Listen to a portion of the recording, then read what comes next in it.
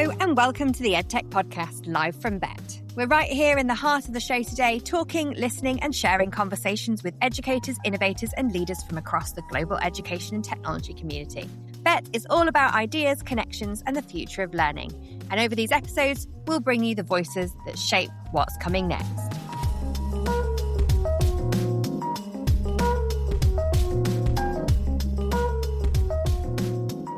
We are coming to the end of our first day at BETT. It's been very exciting, but not as exciting as having Google with us. Thank you so much for joining us. Please, can you tell us all about why you guys are here today and some of the big announcements that you've got? Yeah, absolutely. Really great to be here. So I'm Shantanu, and I lead our product and engineering efforts for Google for Education.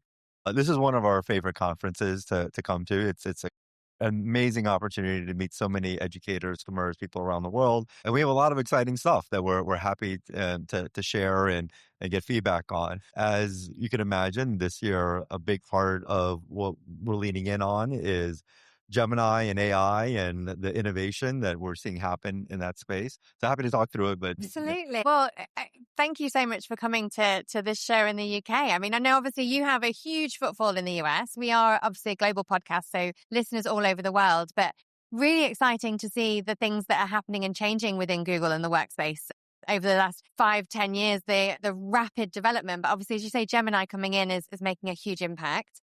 How are you seeing this kind of being taken on by schools and what are some of the real kind of exciting things that have been happening and changing? Yeah, I think one of the things that we've been particularly excited about is we are seeing this shift where AI is moving from an idea, from promise to practice, where a few years ago or even a year ago, people would say, well, this is what, maybe I can do this with AI. Now people are actually doing it. They're not just speculating it, they're actually bringing it in practice. And I think that's because of a number of things that we've been pushing hard on within Google for Education. So one is just improving the quality of AI for educational purposes. This is a general purpose tool and it's amazing in a lot of ways. It's advancing rapidly, but we believe deeply that we really need to work with educators and make sure that it's truly meeting the unique needs of education.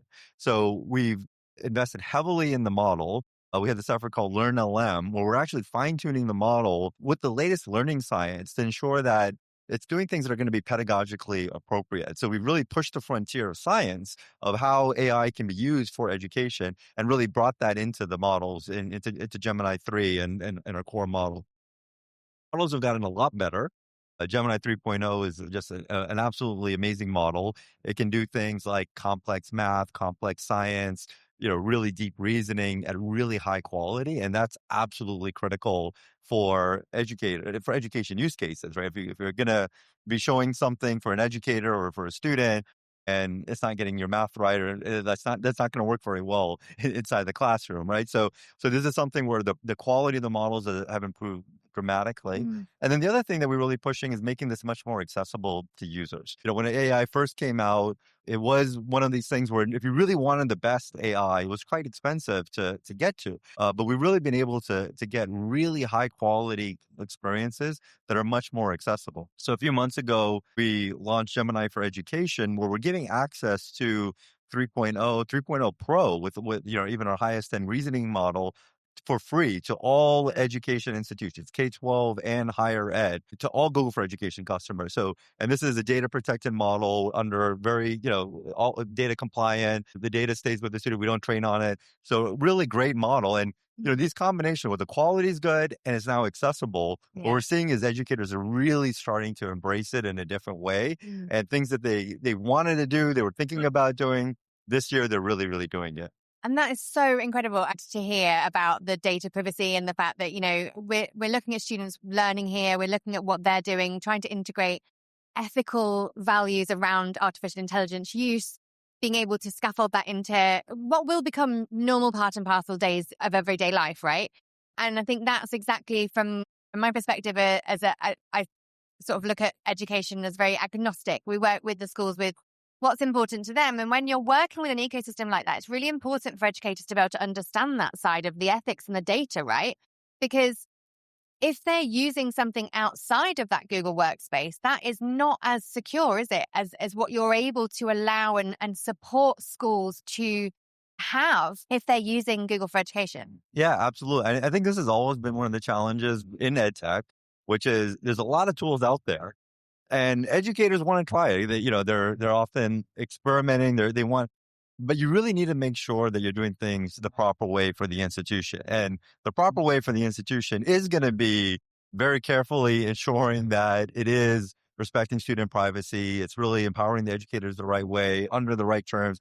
And one of the things that we worked hard on with Google for Education is to make this simple, where you can get the whole suite of Google products, everything from Gmail to Docs to Slides to Gemini, NotebookLM, Classroom, and it's all in a safe, protected environment. This is all done in a way under enterprise level terms. It's all done in a way where Google's not training on the data. It's all really admins have more control over it, so they can really make sure that they're managing who gets access to what and what's happening with their data. And it's all really been built with really thinking about these education uses for first top of mind.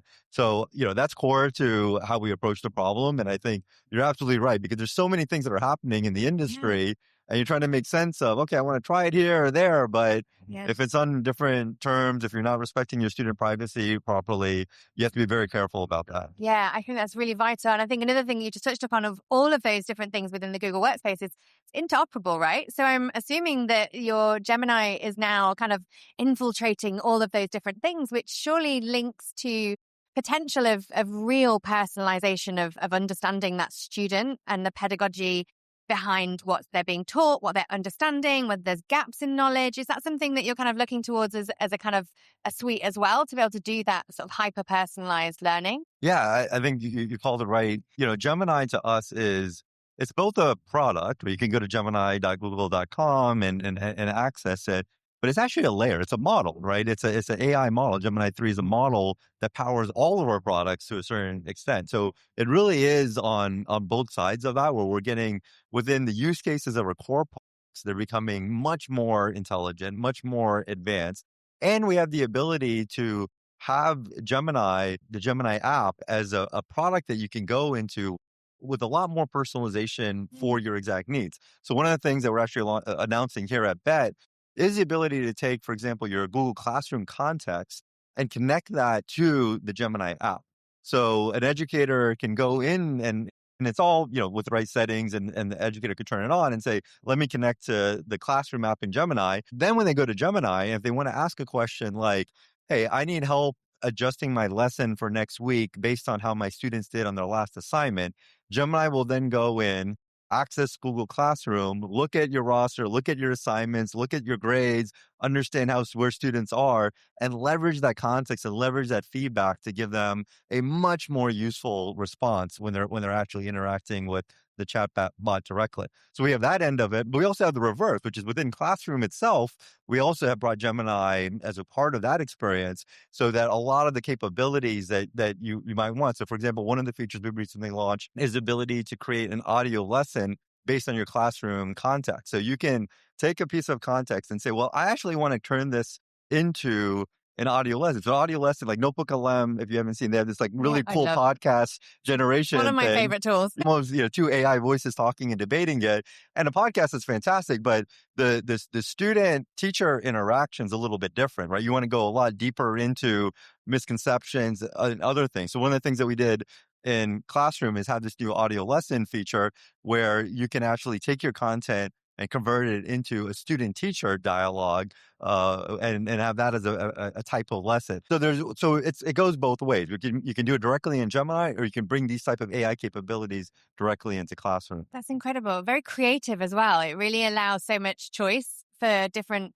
learners. So, one of the reasons I love NotebookLM is because if I'm trying to digest huge amounts of information, I try and do it in lots of different ways, because then it helps me to really kind of get down to the nitty-gritty of it, which ultimately oftentimes is what children need, just to hear it in different ways and different versions and Yeah. different, narratives.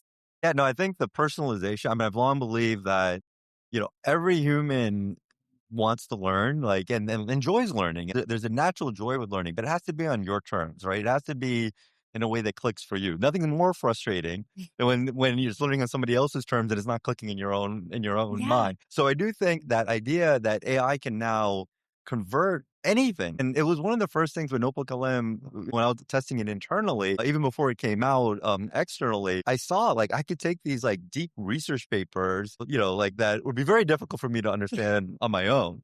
But by uploading it to NotebookLM, I can ask the questions. It's all grounded on exactly that content. So I know it's not hallucinating. It's not Yeah. giving me anything different. And then you can convert that, right? I can convert that into Yeah. a short 5-minute audio podcast to like listen while I'm on my car ride. I can convert that now. You can convert it into a slide deck. You can convert it into all kinds of different form factors. And when you think about what that does for personalization, now I can take any content and put it in a form factor that works for me.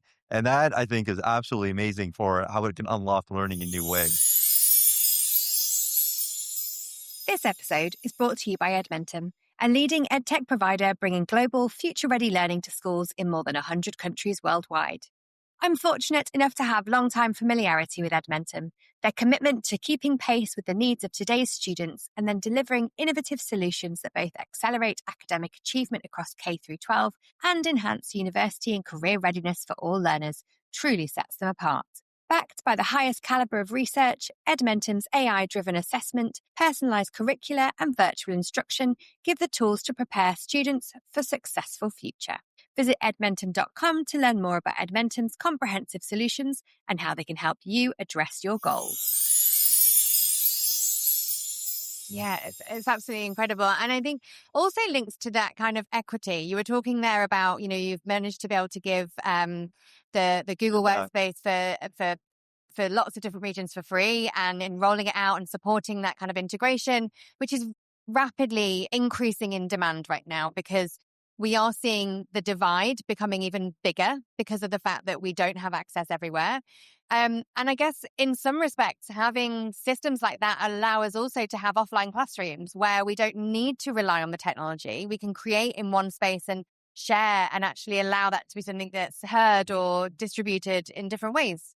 Yeah, I think one of the things that I've always felt was really like powerful with technology is that it is something that can be personal, right? It's a personal computer. It can be personal, but it can be accessible in remarkable ways. Now, initially when it comes out, there's a cost to it, right? Like PCs cost a lot more money. You got to get internet, but the scale that ends up happening when you can get over that technology hump is remarkable. And I've seen this, throughout my career where even things like YouTube, where initially having video streaming seemed like a really difficult thing. And now, I go to a village in India and people are watching YouTube videos and they're learning physics. And it's like remarkable because these are places that never had access to that type of content. There's no library in this village, but they're really learning off of YouTube because technology has an amazing property where the cost of it declines. Moore's law, the cost of it declines over time and it becomes unbelievably accessible. And I think that same thing's happening with AI, where the models are getting stronger and better at a lower cost.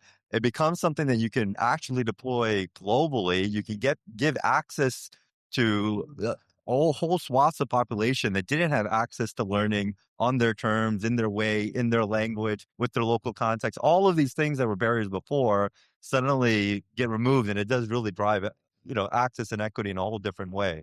I wonder what sorts of other conversations are you hearing around from educators that they'd love to see within the Google space that you're kind of thinking about and considering? Yeah, I mean, I think one of the things that I'm always at the top of mind for me is how do we make things as simple as possible for educators, but empower educators, right? Because ultimately we think of Google as we're technologists, we're the platform. Educators are the experts here. We want to make sure that we're putting tools in their hand that give them superpowers, that make it so that they save hours of time in their day, that they can create much more engaging, interactive, effective learning experiences for their students.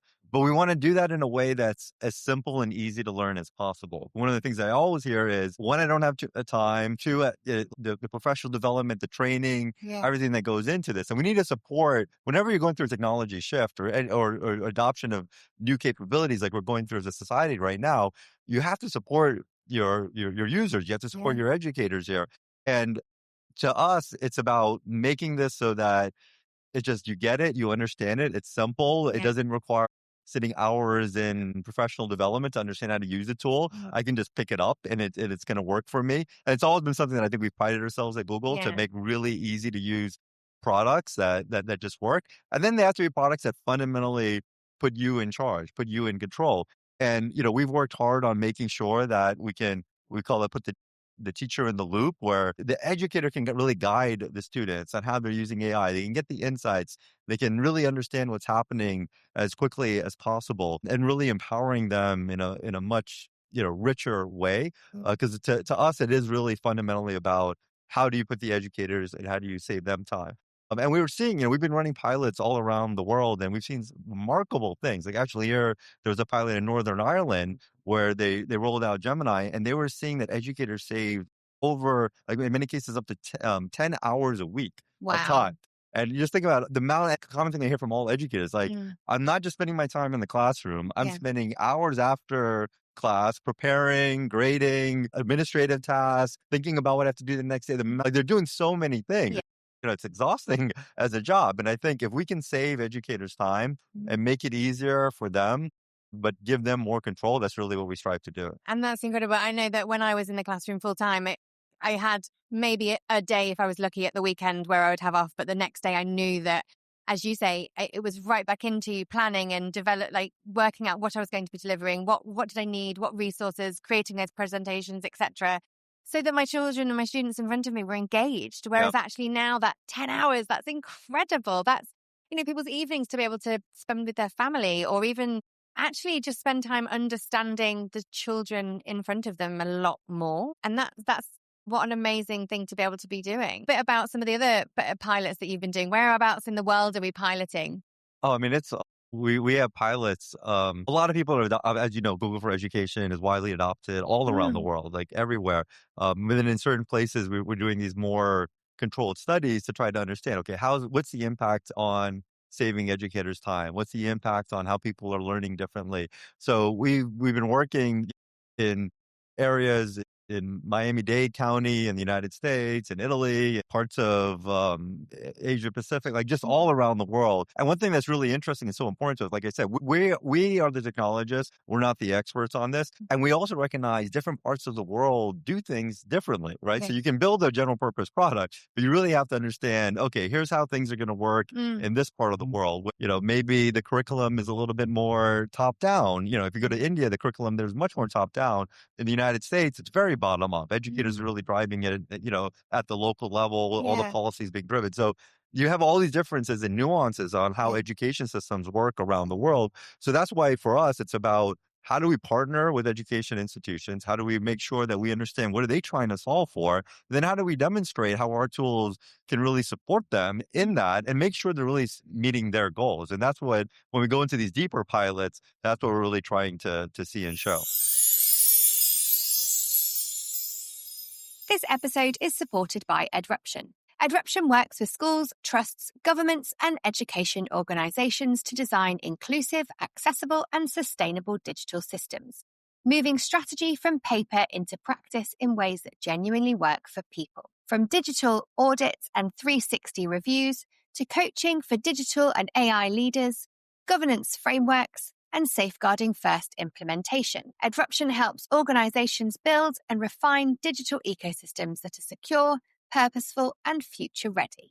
Not only that, but they're Canva trainer partners too, supporting schools to embed creativity, accessibility, and consistency at scale, not as add-ons, but part of everyday life and inclusive practice. So if you're navigating AI readiness, inspection pressure, staff capability, or simply looking into bringing clarity in an increasingly complex digital landscape, Edruption is here to support that journey. Explore their work at edruption.com, empowering change and meeting you where you are. From looking here at BETT, what sorts of conversations are you looking to have? Are you trying to kind of draw in more discussions with those educators who are on the ground? Is it having conferences and conversations with people from different parts of the world? Like, what is it specifically you guys are trying to achieve from being at BETT? Yeah, so I always love coming to events like this because I love talking to our users. I love talking to our customers. I love really understanding how our products are being. I'm always surprised, honestly. Every single time I've come and met people, they give me a new story about how a Google product was used this way to solve this use case. Like we didn't even imagine it, but that's another thing I love about educators is they're the most creative people on the planet. They find solutions. You give them tools, they will find solutions. They will find ways to use them. And I think we have a robust set of tools across Google for Education, and they always find things. They give us those stories. We start to understand. Okay, here's how it's working. Here's where it's not working. When we talk to our customers here, when we talk to our partners here, when we talk to, different policymakers, the government, I always see different views of it. And I think like these are just tremendous learning experiences for us to understand how our tools how people are trying to use them and then where we can make them better. And I think in a moment like this, where as you mentioned, Google for Education has been around, I think, 19 years now. Yeah. We've had Workspace, we've had Classroom, we've had Chromebooks, we've had Gmail. These have been tools that have been really important in the classroom. A lot of lessons over decades now of understanding how people use them, how to make them better. AI is so new, right? And AI is so powerful where, we bring this new capability like NotebookLM, and people are telling me all kinds of new stories. They're saying, well, what I did is I took our student handbook and we made an audio podcast and we sent that as a parent email. And all of a sudden, nobody read the student handbook before, but everybody's listening and understands. Now they all know it. It's like, oh, well, we never thought about that use case. That's a pretty cool one. And then it's so important for us to hear the stories about, here's how it works, here's what it does it, here's how I want to customize it. So it's an amazing place for us to get product feedback and really understand and have that dialogue and that back and forth. Like I said, all of this works only when you work with the ecosystem, works in partnerships with educators. So that's what we're really committed to doing. That's incredible. And it really sounds like you have a deep commitment to that. I mean, the changes that we've seen in Google has been phenomenal. I'm a big fan of the workspace, and I'm a big fan of people really utilizing what they've got as a whole ecosystem instead of that kind of sporadic nature. One question I have for you, I was a big fan when I was in the classroom of Be Internet Awesome. How is that going to integrate AI? Is there a kind of a student-led kind of AI ethics element maybe coming for that? Is that something that you've got on the roadmap? Is it something that I can maybe just ask you to do? Yeah, no, it's a great question. I do think part of this, as Be Internet Awesome, we want to make sure that our students understand how to use new technology, right? And whether it's like how to use the internet. And now in a world of AI, it is so important. It's so important as parents. It's so important as educators that we do guide them. We help them understand this new technology is going to be a part of their world, no matter what. Over the next decades, this is going to be such a core part of the world that they do understand more of that. We do have lots of different efforts around creating AI literacy resources out there. We've worked in many cases with partners to do that.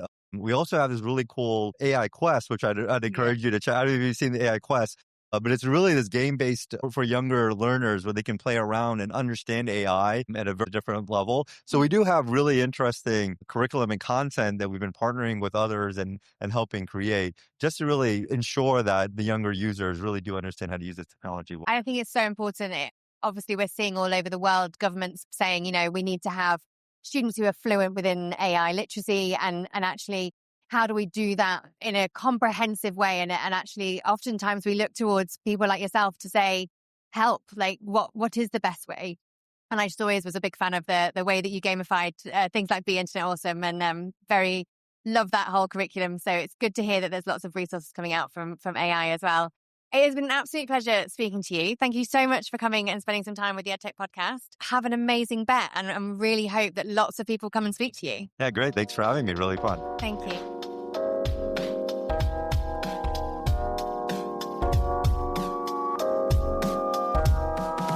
That's it from us here at BETT. Thank you for joining this conversation and being part of the wider dialogue between education and technology. You'll find more BETT conversations and episodes wherever you listen to podcasts, and we'll be back very soon with more stories from the show floor.